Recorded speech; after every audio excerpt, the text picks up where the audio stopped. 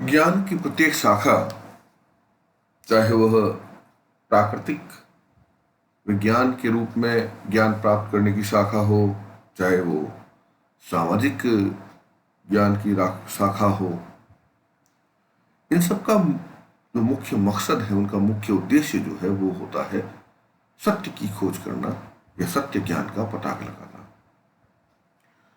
और इस सत्य तक पहुंचने के लिए सबसे आवश्यक जो बात है वह है कि इन अध्ययनों के दौरान जो भी तथ्य हमारे सामने आए और जिस रूप में भी वो हमारे सामने आए, या घटनाएं जिस रूप में भी हमारे सामने घटित होती है, उसे ठीक उसी रूप में ग्रहण करना, उसी रूप में उसको देखना और उसी रूप में उसका आगे उस पर विश्लेषण करना। जो जैसा है उसको उसी रूप में देखकर प्रस्तुत करना ही वस्तुनिष्ठता या ऑब्जेक्टिविटी कहलाता है। और ज्ञान की प्रत्येक शाखा के लिए इस वस्तुनिष्ठता का होना बहुत ही अनिवार्य है। मैक्स वेबर का कहना है कि यदि समाजशास्त्र को विज्ञान के रूप में प्रतिष्ठित करना है, उसको प्रतिष्ठा दिलानी है, तो हमें प्राकृतिक विज्ञानों के समान सामाजिक विज्ञानों में वस्तुनिष्ठ दृष्टिकोण अपनाकर आगे बढ़ना होगा। वस्तुनिष्ठता हमें रखनी अनिवार्य है यदि हम चाहते हैं कि समाजशास्त्र को एक विज्ञान के रूप में हम उसको देखें, तो ये इसके लिए बहुत अनिवार्य है। प्रोफेसर ग्रीन के अनुसार प्रमाणों या तथ्यों का निष्पक्ष रूप से परीक्षण करने की इच्छा और योग्यता ही वस्तुनिष्ठता है। ये उनकी कुछ विशेष परिभाषाओं की मैं यहाँ पर बात कर रहा हूँ। उसमें प्रोफेसर ग्रीन की बात आई कि जो भी प्रमाण या तथ्य हमारे सामने आ रहे हैं उनको निष्पक्ष रूप से उसका परीक्षण करें और उसकी निष्पक्ष रूप से उसको जैसा है वैसा हम रखें। ऐसी यदि इच्छा और योग्यता हमारे अंदर है, या इस तरह की योग्यता जो है, वही वस्तुनिष्ठता कहलाती है। लॉवेल जेकार के अनुसार वस्तुनिष्ठता का अर्थ है कि विभिन्न प्रकार की घटनाओं से युक्त संसार किसी व्यक्ति के विश्वासों, आशाओं अथवा भयों से स्वतंत्र एक वास्तविकता है जिसका सब कुछ हम अंतर्दृष्टि एवं कल्पना से नहीं बल्कि वास्तविक अवलोकन के द्वारा ही समझ सकते हैं। यानी कि ये जितना भी संसार जो हमारे सामने दिखाई देता है हमें, ये जो विभिन्न प्रकार की घटनाओं से भरा हुआ संसार है जो दिखाई दे रहा है, वो किसी व्यक्ति के विश्वास या आशाएं या उसके भय, उसके डर, उसके चीजों से मिलकर नहीं बना है। ये घटनाएं जो है उस विश्वास, आशा और भयों से मिलकर युक्त बनकर ये घटनाएं जो है उसका वो संसार नहीं है, बल्कि ये घटनाओं को हम एक स्वतंत्र, एक वास्तविकता के रूप में हम इसको देखें। हम इसको अपनी अंतर्दृष्टि और अपनी कल्पना से नहीं बल्कि वास्तविक अवलोकन के आधार पर अगर इन घटनाओं को समझेंगे, न कि हमारे विश्वासों के आधार पर, न कि हमारी आशाओं के आधार पर, तभी हम जो है वो वस्तुनिष्ठता सही रूप में, सही मायने में ला पाएंगे। और निष्पक्ष रहकर घटनाओं को उनके यथार्थ रूप में देखना और ठीक उसी रूप में उसका चित्रण कर देना ही वस्तुनिष्ठता है। अब वैज्ञानिक जो अध्ययन है उसकी भी एक प्रकार की आवश्यकता है, वस्तुनिष्ठता। इसलिए वैज्ञानिक अध्ययन की हम आवश्यकता के रूप में चाहे उसको देखें, चाहे उसको हम वस्तुनिष्ठता, इसकी वैज्ञानिक अध्ययन की जो विशेषता के रूप में देखें, इंपॉर्टेंस के रूप में देखें, या उसके महत्व के रूप में देखें, हम कहीं ना कहीं देखेंगे कि अगर हमें वैज्ञानिक अध्ययन करना है या वस्तुनिष्ठता रखनी है तो उसको हमें इन बातों पर हमें विशेष तौर पर ध्यान रखना पड़ेगा, जो कि वस्तुनिष्ठता के महत्व के अंतर्गत आती है कि ये वस्तुनिष्ठता इसलिए अनिवार्य होती है, उसका ये महत्व है। पहला है समाजशास्त्रीय अध्ययनों को वैज्ञानिक बनाने हेतु। क्योंकि कुछ लोग ये मानते हैं कि समाजशास्त्र जो अध्ययन है वो वैज्ञानिक नहीं होते हैं, क्योंकि ये जो घटनाएं हैं उनकी जटिल प्रकृति है और ये ऐसा होता है वैसा होता है। बहुत सामान्य ये आरोप जो है समाजशास्त्र पर लगते रहे हैं। और कई लोग मानते हैं कि इस रूप में हम जो अनुसंधानकर्ता जो है वो वस्तुनिष्ठ दृष्टिकोण न रखकर व्यक्तिनिष्ठ दृष्टिकोण अपना लेता है। लेकिन सबसे बड़ी बात यह है कि यदि हमें सामाजिक अनुसंधानों को वैज्ञानिक बनाना है तो हमें निश्चित तौर पर वस्तुनिष्ठता को ध्यान में रखना पड़ेगा। तो वस्तुनिष्ठता का सबसे बड़ा जो महत्व है विशेषकर समाजशास्त्रीय अध्ययनों के लिए, वो यही है कि इसी आधार पर हम समाजशास्त्रीय अध्ययन को जो है एक प्रकार से वैज्ञानिकता प्रदान कर सकते हैं। यदि वह निरंतर इस ओर प्रयास करता रहे कि जो जैसा है उसको उसी रूप में देखे, बिना अपने किसी विचार पूर्वाग्रह अभिवृद्धि या पसंद नापसंद की इसको सब ध्यान न दे, तो वो निश्चित तौर पर उसको वैज्ञानिक इसमें उसको बना सकता है। तो अनिवार्य ये है कि वो जैसा है तटस्थ भाव रखते हुए वैसे ही अध्ययन को करे। ये इसका अपनी एक बहुत महत्वपूर्ण उसका महत्व भी है और आवश्यकता भी है। दूसरा, वैज्ञानिक पद्धति के सफल प्रयोग हेतु सत्य तक पहुंचने के लिए वैज्ञानिक पद्धति जो है उसका प्रयोग बहुत अनिवार्य है। और अगर हम केवल पद्धति के इस प्रयोग से ही हम माने कि हमें प्रामाणिकता या वैज्ञानिक निष्कर्ष प्राप्त किया जा सकता है, तो वो थोड़ा मुश्किल काम है। यहाँ पर हमें देखना पड़ेगा कि वस्तुनिष्ठता के साथ इस पद्धति का प्रयोग किया जा रहा है या नहीं किया जा रहा है। और इस आधार पर हम देखें तो वैज्ञानिक पद्धति और वस्तुनिष्ठता जो है वो एक ही सिक्के के दो पहलू हैं। वैज्ञानिक पद्धति को काम में लिया जाए, वस्तुनिष्ठता के साथ में काम में लिया, क्योंकि वैज्ञानिक पद्धति में कहीं पर भी अपने इच्छाओं का समावेश नहीं हो सकता है, फिर वो वैज्ञानिक पद्धति रहती ही नहीं है। तो इसलिए वैज्ञानिक पद्धति में वस्तुनिष्ठता का होना उतना ही अनिवार्य है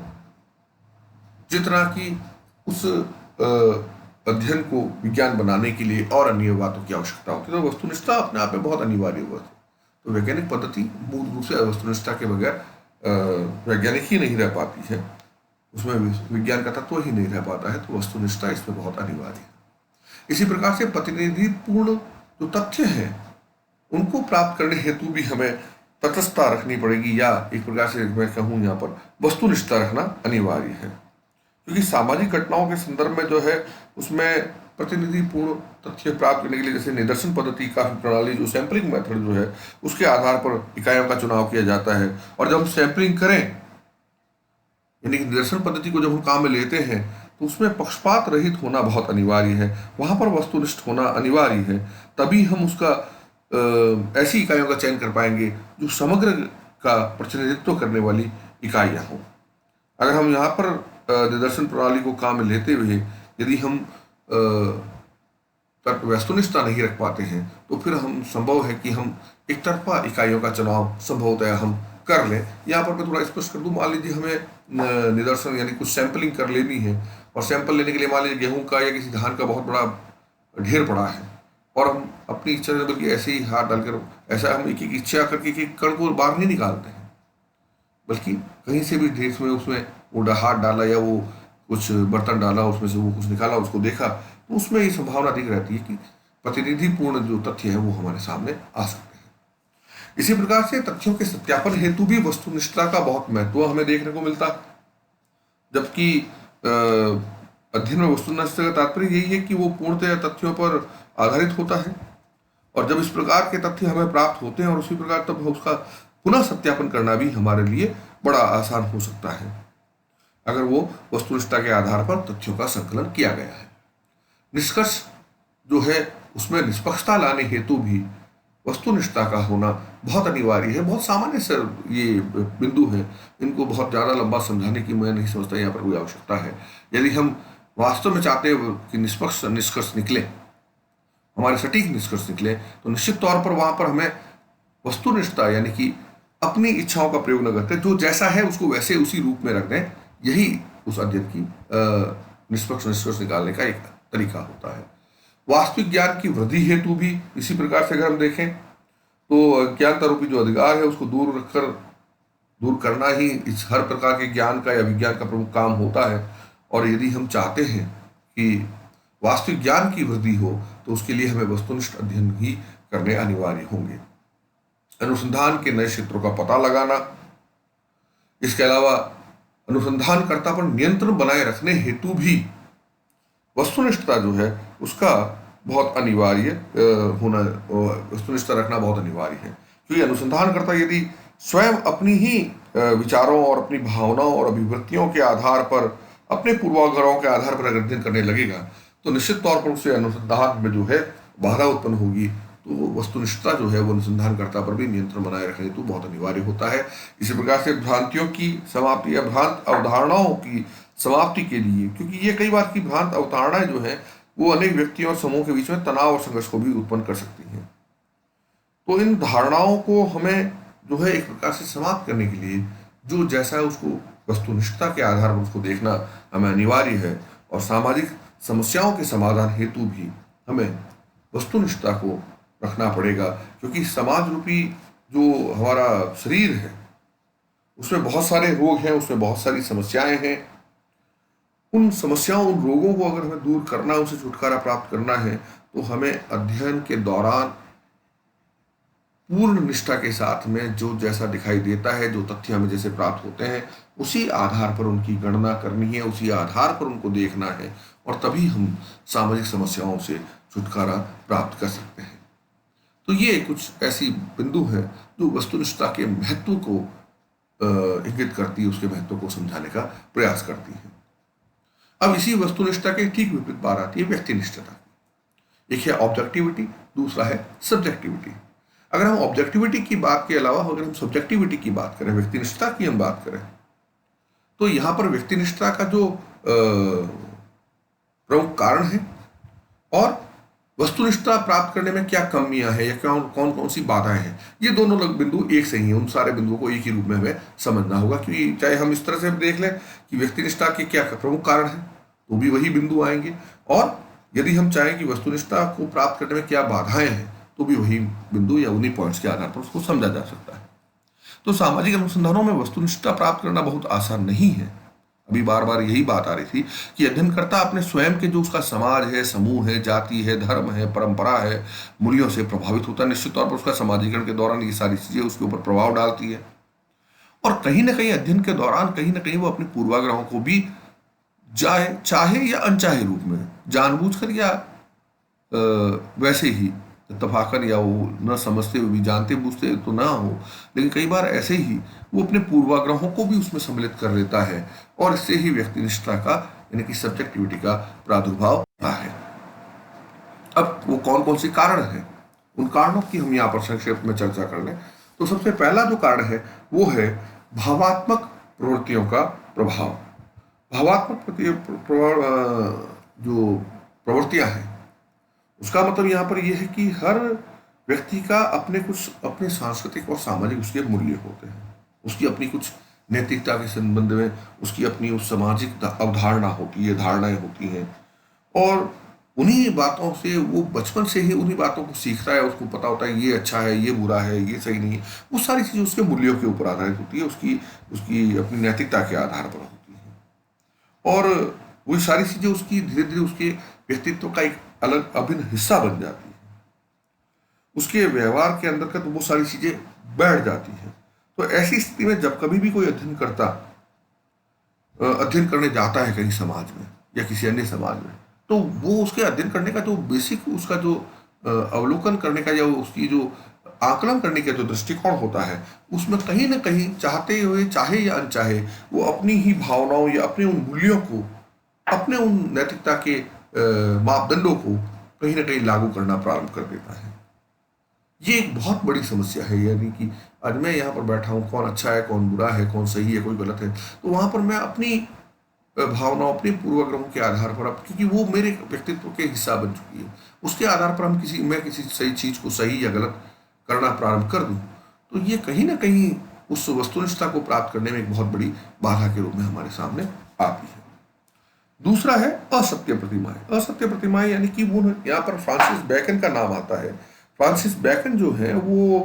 अनुसंधानकर्ता को कई प्रकार की ऐसी असत्य या एक प्रकार के वही मनोवैज्ञानिक जो उसके मन में वो जो पूर्वाग्रह बैठे हैं, उसके अंदर जो मूल्य बैठे हैं, उसके जो मानक बैठे हैं, जो उसको बचपन से ही समाजीकरण के दौरान उसको मिले हैं और जो उसके व्यक्तित्व का अभिन्न हिस्सा बन चुका है, उस मानसिक मनोवृत्ति, उस सोच के बारे में यहाँ पर वो बात करते हैं। और इसी को उन्होंने जो नाम है वो असत्य प्रतिमाएं, उन्होंने उसको कहकर इस तरह से बातें की है जो व्यक्ति के दिमाग में बैठ जाती है शुरू से ही। और ऐसी ही 4 प्रतिमाओं का उन्होंने उल्लेख किया है, जैसे गुफा की प्रतिमाएं, न्यायालय की प्रतिमाएं, बाजार की प्रतिमाएं और जनजाति की प्रतिमाएं। ये अलग अलग रूप से उनकी विभिन्न प्रकार की त्रुटियों या उसकी सोच, जो पूर्वाग्रह की जो उसकी सोच है, उसका जिक्र उन्होंने यहाँ पर किया था। मैं संक्षिप्त में उसकी कुछ यहाँ पर चर्चा कर दूं कि जैसे मान लीजिए गुफा की प्रतिमा है, उसके अंतर्गत उन त्रुटियों को लिया जाता है जो अनुसंधानकर्ता अपने संकीर्ण या एकाकी विचारों के कारण उसमें अंदर आती है, या न्यायालय की प्रतिमा में वो गलतियां हैं जो अनुसंधानकर्ता केवल एक शब्दों पर बहुत अधिक, किसी शब्द विशेष या शब्दों पर बहुत अधिक भरोसा करने के कारण कर बैठता है। बाजार की प्रतिमाओं में वो त्रुटियां आती है जो प्रथा, परंपरा, रूढ़ी आदि के आधार पर है, या जनजातीय प्रतिभाओं में वो है जो विशेष प्रकार के सोचने, विचारने और देखने के तरीके के कारण है, तो यानी कि दृष्टिकोण के कारण है। तो कुल मिलाकर यहाँ पर मैंने संक्षिप्त में इस तरह की असत्य में प्रतिमाएं के बारे में बात की है, उसको समझाने का प्रयास किया है। एक प्रकार से वो उसकी पूर्वाग्रह या उसकी सोच के ऊपर ये सारी चीजें आधारित होती हैं, बात घूमकर वहीं पर आती है। तीसरा है सामान्य जो उसका ज्ञान है, उसका जो प्रभाव है, क्योंकि निश्चित तौर पर व्यक्ति का अपना कुछ ज्ञान होता है, और हार्ट ने कहा भी है कि वस्तुनिष्ठता का संबंध वास्तविक ज्ञान से कि न कि सामान्य ज्ञान से, क्योंकि कई बार सामान्य ज्ञान को ही व्यक्ति वास्तविक ज्ञान मानने की गलती कर बैठता है। पुस्तक में ऐसा कई जगहों पर उदाहरण भी आता है कि सामान्य आधार पर कोई व्यक्ति अपने जानकारी के आधार पर प्राकल्पना बना लेता है और जाने अनजाने में ऐसे तथ्यों का संकलन पर जोर देता है जो उसकी प्राकल्पना को मतलब मजबूती प्रदान करें। तो चाहते हुए और नहीं चाहते हुए भी वो उन तथ्यों में जानबूझकर कोई छेड़छाड़ करता है, या कई ऐसे तथ्यों को छोड़ देता है जो उसके प्राकल्पना को सही नहीं गलत साबित कर रही है। तो उसमें सामान्य ज्ञान को कहीं ना कहीं व्यक्ति का वो जो ईगो है वो कहीं उसमें आ जाता है, और ये उसमें जो है बहुत घातक है।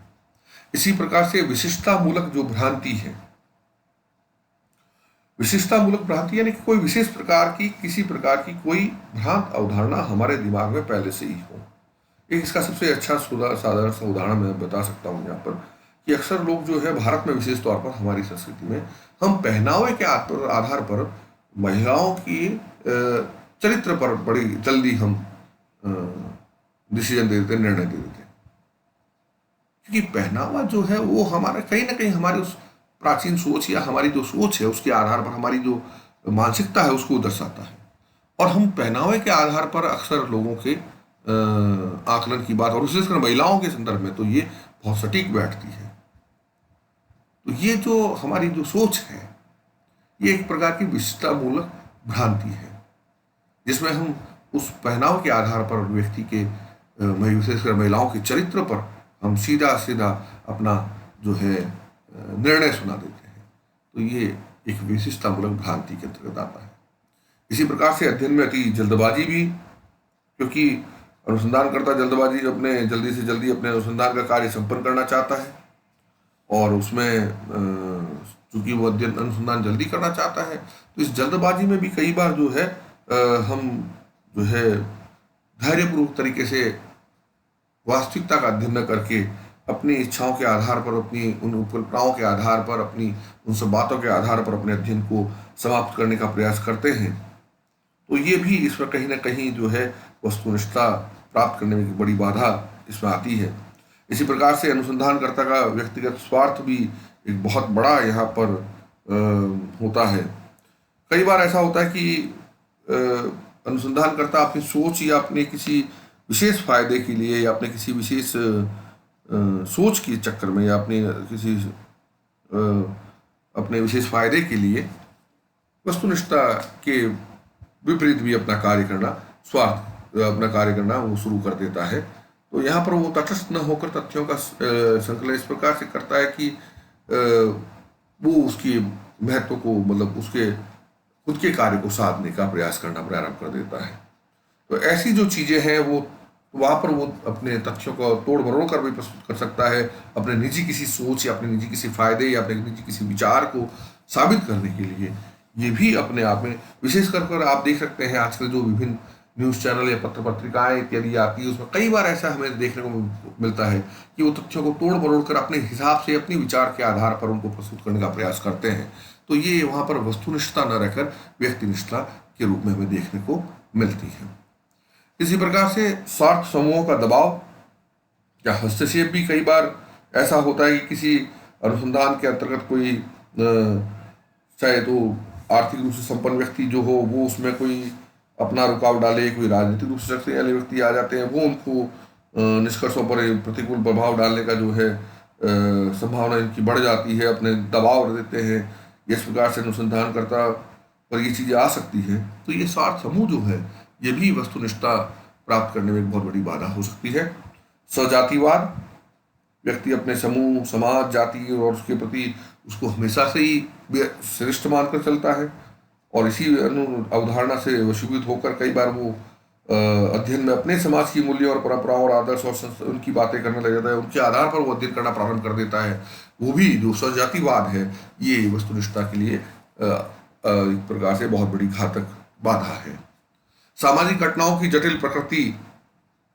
जैसा कि मैंने कहा कि जानते बूझते ही नहीं, कई बार अनजाने में भी, क्योंकि सामाजिक घटनाओं की ऐसी प्रकृति होती है कि उसको इतना समझना जो है इतना आसान नहीं होता है। तो कई बार जटिल जटिल जो हमारे सामाजिक घटनाएं होती हैं उनको अनुसंधानकर्ता पूर्ण रूप से नहीं समझ पाता है, उस विचार, उस भावना, उस मूल्य को वो नहीं समझ पाता है और अपने हिसाब से ही वो उस अध्ययनकर्ता जो है वो अपने खुद के विश्वास या मूल्यों के आधार पर उनको देखना प्रारंभ करता है। तो ये हमें कहीं ना कहीं, विशेषकर अगर आप देखें तो एंथ्रोपोलॉजी में या मानव शास्त्र के जो जनजातीय अध्ययन है, जनजातीय अध्ययन में कई बार ये समस्या है कि जनजातियों को कई बार लोग जो है वो असभ्य या इस प्रकार की बातें मानते हैं, जबकि सभ्यता या असभ्यता का तोड़, क्योंकि हम सभ्यता का जो माप है वो अपने आदर्श, अपने मूल्यों के आधार पर मानते हैं अपने तौर पे, जबकि कई रूपों में वो हमसे ज़्यादा सभ्य होती हैं। तो हम इस चीज़ को देखें कि हम अपने मापदंड काम में नहीं लें, बल्कि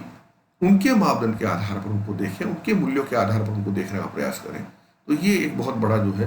यहाँ पर समझने के लिए जरूरी है कि हम उस स्तर पर जाकर उस चीज़ को समझें, तभी हम सामाजिक घटनाओं की जटिल प्रकृति को समझ पाएंगे। इसी प्रकार से प्रशिक्षण का अभाव, निश्चित तौर पर बहुत अधिक प्रशिक्षण की आवश्यकता होती है अनुसंधानकर्ता के लिए, जबकि वो बिल्कुल सामाजिक घटनाओं को समझने में अपना पूर्ण प्रयास करता है और वस्तुनिष्ठ रहने की जहाँ पर हम बात करते हैं तो उसके लिए एक निश्चित प्रशिक्षण की बहुत अनिवार्यता होती है। और सामान्य तौर पर ऐसे प्रशिक्षण जो है निश्चित इसकी कमी जो है, अभाव जो है हमें देखने को मिलता है और इसलिए अनुसंधानकर्ता जो होता है वो प्रमुखतया उसको या तो प्रशिक्षित ही रखना चाहिए, वरना अनुसंधानकर्ता जो है वो अपने या उसकी जो साथी कार्यकर्ता है या वो खुद भी है उसको अगर पूर्ण अगर अनुभव नहीं है, प्रशिक्षण नहीं है उनको, तो वो कहीं ना कहीं उसमें त्रुटि कर सकता है। एक और जो बाधा आती है वो है नैतिक आदर्श व मूल्य, क्योंकि नैतिक मूल्यों का या इन सारी चीज़ों का, आदर्शों का जो है अनुसंधान में के कार्य में कहीं पर भी स्थान नहीं होना चाहिए। हम नैतिकता के आधार पर, नैतिक मूल्यों के आधार पर, आदर्शों के आधार पर किसी चीज़ का अध्ययन करना चाहें तो सही नहीं है। तो इसलिए हमें ये विशेष तौर पर देखना पड़ेगा कि हम इस नैतिकता और इस नैतिक संहिता और इस तरह की चीज़ों को हम एक तरफ रखें और हम जो जैसा है अनुसंधानकर्ता अपने उन नैतिक मूल्य आदर्शों को न ध्यान रखकर जैसी घटनाक्रम हमें दिखाई दे रहा है उसके आधार पर उसको अध्ययन करने का प्रयास करें। और मिथ्या झुकाव, अभिनीति या पूर्वाग्रह जिसे हम कहते हैं, वही बात फिर घूम फिर के आती है बिंदुओं में कि हमारे जो पहले से, हमारे इन द सेंस अनुसंधानकर्ता के जो पहले से ही, जो पहले की जो सोच है या उसका कोई झुकाव है या उसका कोई पूर्वाग्रह है जिस पर उसकी पहली विचारधारा है, ये भी अनुसंधान के अंतर्गत जो है वस्तुनिष्ठता प्राप्त करने में एक बहुत बड़ी बाधा के रूप में हमें देखने को मिलती है। अब यहाँ पर हम बात करेंगे वस्तुनिष्ठता प्राप्त करने के साधन या विधियाँ, वो कौन सी विधियाँ हैं जिनके आधार पर हम इन बाधाओं को दूर कर सकें। और उसमें सबसे पहले जो विधि है वह है पारिभाषिक शब्दों एवं अवधारणाओं का मानकीकरण कर दिया जाए, उसको सही रूप में समझा जाए। यानी कि समाजशास्त्र में सामान्य बोलचाल के जिन शब्दों का जो प्रयोग किया जाता है, जिनका कई बार जो समान अर्थ भी नहीं लगा, यानी कि एक ही प्रकार के ऐसे शब्द होते हैं जिनके अलग अलग रूप में उनके प्रयोग होते रहे हैं, तो हमें जरूरी है कि हम उन शब्दों का पहले से ही पारिभाषिक तौर पर स्पष्टीकरण कर दें, उनका एक मानक जो है वो निश्चित कर दें और फिर उसके बाद में हम उनके अध्ययन के ऊपर जाएं। तो समाजशास्त्र में पारिभाषिक शब्दों और अवधारणा का जिनका हम प्रयोग कर रहे हैं उनका एक निश्चित मानकीकरण हो जाए, उनका एक निश्चित मानक तय हो जाए। जैसे समाज की ही बात यहाँ पर हम करें, समाज को हम जब बात करते हैं तो जब आम लोगों के बीच में हम जाएंगे तो समाज के बारे में लोग अलग अलग प्रकार से, समाज कोई कहेगा लोगों का समूह है, कोई कहेगा साहब जो रह रहे वही समाज है, इस तरह की अलग अलग उसकी परिभाषाएं करेंगे। तो हमें एक निश्चित परिभाषा, जो उसका पहला स्वरूप जो है वो पहले से ही निर्धारित कर देना होगा, उसको हम एक विधि के रूप में पहले से ही हमें निर्धारित कर देनी होगी, तभी जाकर हम उसको सही रूप में वस्तुनिष्ठता प्राप्त कर पाएंगे। दूसरा देव जो निदर्शन के उपयोग का जो है, उसको देव निदर्शन यानी सैंपलिंग जो प्रणाली जो हमारी आती है, वो जो सैंपलिंग जो पद्धति है उसको हमें बार बार काम में लेना होगा, क्योंकि सैंपलिंग के आधार पर अगर सही ढंग से सैंपलिंग कर पाएंगे तो निश्चित तौर पर जो है हमारा एक तो अध्ययन क्षेत्र जो है वो सीमित हो जाएगा, और जो इकाइयां जो हमारी हम निदर्शन पद्धति के माध्यम से हम जो चुनेंगे, सैंपलिंग के माध्यम से जो हम चुनेंगे, वो इकाइयां जो है वो अध्ययनकर्ता या अनुसंधानकर्ता के किसी पक्षपात या मिथ्या झुकाव से उसमें संभावना नहीं रहेगी, और जो जैसा है वो हमारे सामने इकाई आ जाएगी, उस पर अगर अध्ययन करेंगे तो निश्चित तौर पर हम वस्तुनिष्ठता प्राप्त कर पाएंगे। तीसरा है क्षेत्रीय कार्यकर्ताओं पर कम से कम निर्भरता रखना। बहुत आसान सा शब्द है, बहुत आसान सी बातें हैं, क्योंकि क्षेत्रीय कार्यकर्ता जो होते हैं उनका जो है एक पूर्वाग्रह हो सकता है,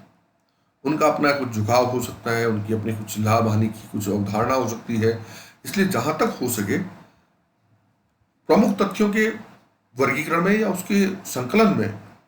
हमें क्षेत्रीय कार्यकर्ताओं पे कम से कम निर्भरता रखना अगर हम रख सकें तो ये हमारे लिए बहुत अच्छा रहेगा अनुसंधान के दृष्टिकोण से। इसी प्रकार से प्रश्नावली व अनुसूची का प्रयोग, प्रश्नावली और अनुसूची जो है ये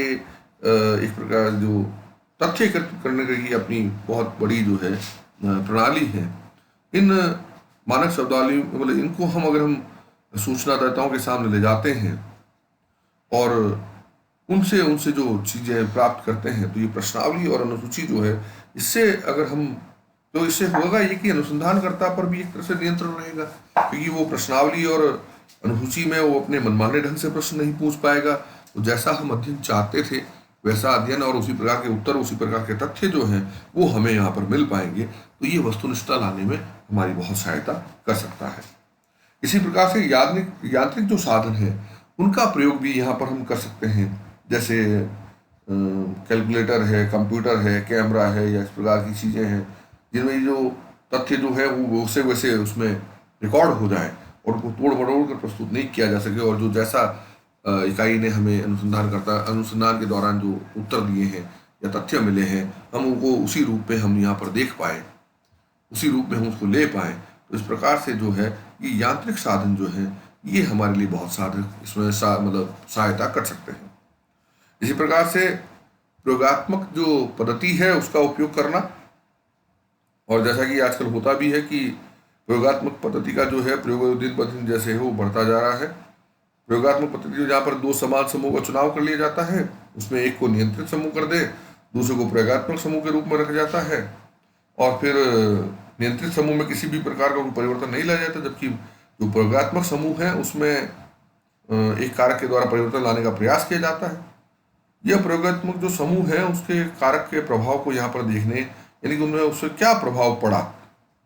तो इस प्रकार से नियंत्रित व प्रयोगात्मक समूहों से एक दूसरे की जो है तुलना की जा सकती है, और उस तुलना के आधार पर जो है हम अपने अध्ययन को मान सकते हैं कि भाई इस एक कारण या इस कुछ कारणों की वजह से इस जो प्रयोगात्मक समूह है इनमें ये परिवर्तन हमें देखने को मिलता है। तो इस प्रकार की पद्धति जो अगर हम काम में लें तो निश्चित तौर पर ये इसमें वस्तुनिष्ठता प्राप्त करने में एक बहुत बड़ी हमारी सहायता होगी, हम जो जैसा है वैसा अध्ययन इसमें कर पाएंगे। इसी प्रकार से सांख्यिकी अनुपातों का प्रयोग करना, क्योंकि सामान्य जो गुणात्मक तथ्य होते हैं उसमें अनुसंधानकर्ता जो है अपने अध्ययनकर्ता जो है वो तथ्यों को तोड़ मोड़ कर अपनी इच्छा से प्रस्तुत कर सकता है। तो हम अगर सांख्यिकी अनुपात जो है या सांख्यिकी पद्धतियाँ जो हैं उनको यदि हम यहाँ पर काम में लें तो सामाजिक गणनाओं में उसमें तो उससे जो है हमारे अध्ययन में ज़्यादा वस्तुनिष्ठता हमें देखने को मिल सकती है। इसी प्रकार से समूह जो अध्ययन पद्धति है एक प्रकार से, या समूह के अनुसंधान की जो पद्धति का प्रयोग है वो भी जो है उसमें किया जा सकता है। जिसमें हम पक्षपात और मिथ्या झुकाव या व्यक्तिनिष्ठता को कम करने के लिए हम ये देखें कि हम एक सामूहिक घटना का अध्ययन अलग अलग रूप में अलग अलग समय में दो या दो से अधिक अनुसंधानकर्ताओं द्वारा एक ही पद्धति को काम में लेते हुए यदि करवाएं तो उसको हम समूह अनुसंधान कह सकते हैं। या एक ही अध्ययनकर्ता दो समान क्षेत्रों में एक ही घटना का अध्ययन समान पद्धति से काम लेता हुआ करता है, तो इस तरह की जो पद्धतियां हैं उसके आधार पर जो प्राप्त निष्कर्ष हैं, तुलनात्मक जो अध्ययन है उससे भी वस्तुनिष्ठता आने की संभावना जो है बढ़ जाती है। इसी प्रकार से अंतर वैज्ञानिक पद्धति का प्रयोग, यानी कि इंटरडिसिप्लिनरी मेथड जिसको हम कह सकते हैं, ये एक बहुत अच्छा अध्ययन का प्रयोग है जिसमें अलग अलग डिसिप्लिन के जो लोग हैं, अलग अलग जो पद्धति के जो लोग हैं, अलग अलग विषय के जो लोग हैं, वो आपस में एक साथ में मिलकर किसी घटना का अगर विभिन्न दृष्टिकोण, क्योंकि हर विज्ञान का अपना एक दृष्टिकोण होता है, अपना एक परिप्रेक्ष्य होता है, तो उस दृष्टिकोण के आधार पर वो अगर अध्ययन अलग अलग दृष्टिकोण से किसी एक ही घटना पर वो अध्ययन करें तो उससे जो है उस घटना का बहुत सटीक और वस्तुनिष्ठ ज्ञान जो है वो प्राप्त किया जा सकता है। तो इसलिए उसमें होता ये है कि कई घटनाएं जो होती हैं वो विभिन्न कारकों से, क्योंकि एक ही कोई कारण तो होता नहीं है किसी भी घटना को घटना, उसमें विभिन्न कारक होते हैं, तो उन विभिन्न कारकों को अलग अलग अगर पद्धतियों के लोग, अलग अलग विज्ञान के लोग एक साथ में उसको अध्ययन करेंगे तो उसको समझने में उनको ज़्यादा आसानी होगी और स्पष्ट तौर पर वो उसको समझने में सक्षम हो पाएंगे। जैसे उदाहरण के तौर पर मान लीजिए निर्धनता पर ही मान लीजिए अध्ययन कर रहे हैं। अब निर्धनता पर सामाजिक, आर्थिक, राजनीतिक, सांस्कृतिक और मनोवैज्ञानिक जो भी जितने भी कारक हैं, सारे विद्वान अलग अलग तरीके से एक ही साथ में उस अध्ययन को करें तो निर्धनता के क्या प्रभाव हैं, निर्धनता से क्या क्या चीज़ें दुष्परिणाम आते हैं, निर्धनता के प्रमुख कारण हैं, इन सभी कारणों को हम बड़े आसानी से समझ सकते हैं और उसका एक वस्तुनिष्ठ अध्ययन हो सकता है। और अंतिम जो बिंदु है वह है मिश्रित सांस्कृतिक उपागम का उपयोग, यानी कि क्रॉस कल्चर जो अप्रोच है, यानी किसी क्षेत्र या से संबंधित किसी घटना या समस्या का अध्ययन विभिन्न सांस्कृतिक क्षेत्रों से संबंधित लोग विशेषज्ञ करें तो इससे कार्य में अधिक निष्पक्षता और वस्तुनिष्ठता आने की संभावना होती है। तो इस रूप में अगर हम देखें तो वस्तुनिष्ठता प्राप्त करने में ये कुछ प्रमुख साधन हैं जिस आधार पर हम अपने अध्ययन को ज़्यादा सटीक और ज़्यादा सही